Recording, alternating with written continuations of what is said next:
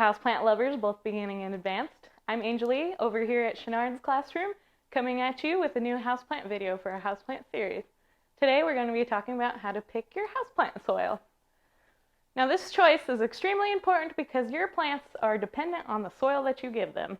They have nowhere to scavenge for any other nutrients, moisture, or soil, so they're completely dependent on you. So the first soil we're going to be talking about today is our potting soil. Which is a really great go-to soil for literally just about all plants. If you don't know what kind of soil your plant loves, just go ahead and go with this potting soil. It has really great drainage and also really great water retention. So whether your plant is a dry lover or a moisture lover, he'll find a happy medium in this potting soil. The next soil we're going to talk about is my personal favorite, the Blue Ribbon Blend. Now this is really great for your moisture-loving plants such as calatheas and ferns, because it's got a little bit more moisture-retentive materials in it, like the peat moss.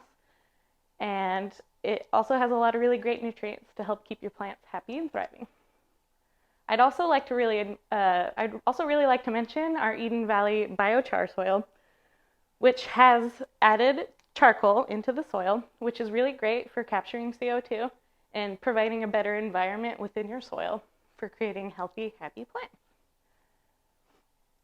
The next soil you need to know is Cactus, the Cactus, Palm, and Citrus mix, which is really great for your dry lovers or your plants that really need that the soil to be well draining.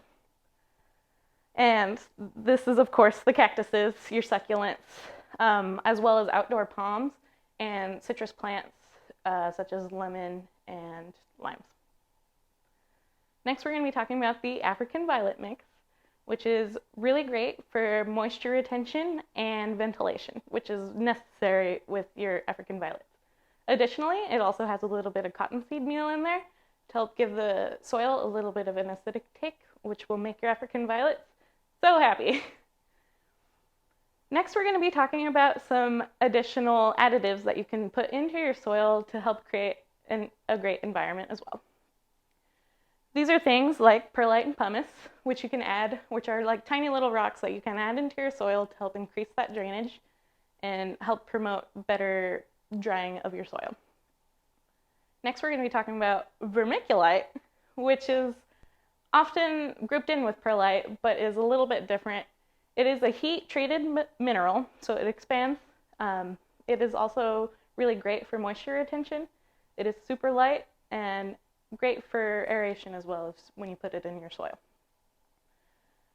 Worm castings are organic material that come from earthworms. This is really great stuff. It's great for moisture retention as well as nutrients adding.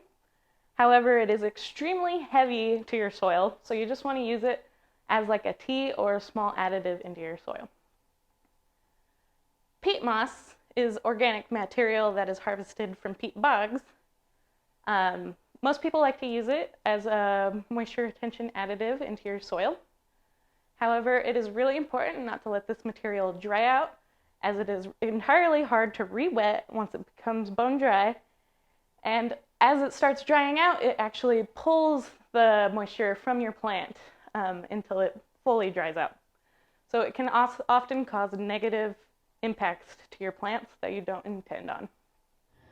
We're also going to be talking about dolomite, which is a pH adjuster, as well as oyster shells, which help adjust that pH of your plant to get it to where you need.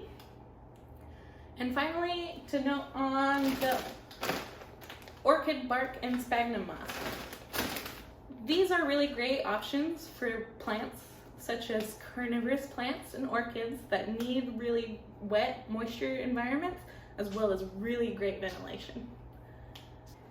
Thank you for visiting me today on my video for picking your soil. I'll see you next time, and happy planting!